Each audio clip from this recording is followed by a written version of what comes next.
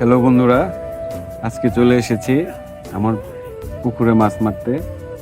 আসলে এই অবসর টাইমটা পেলে আসলে আমি এই আমার পুকুরে চলে আসি বড়শি দিয়ে মাছ ধরার জন্য। তো আসলে এটা আমার একটা প্রিয় শখ, বড়শি দিয়ে মাছ ধরা।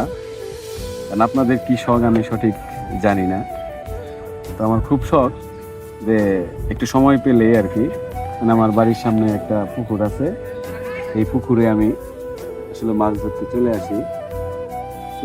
যাই হোক, মাছ অলরেডি মারছিও কিছু মাছ, আপনারা হয়তোবা জানেন না। আমার এই যে এই পাশে এই ব্যাগের মধ্যে প্রায় 4টা মাছ তো আমি ধরছি। তো যাই হোক, আপনারা অবশ্যই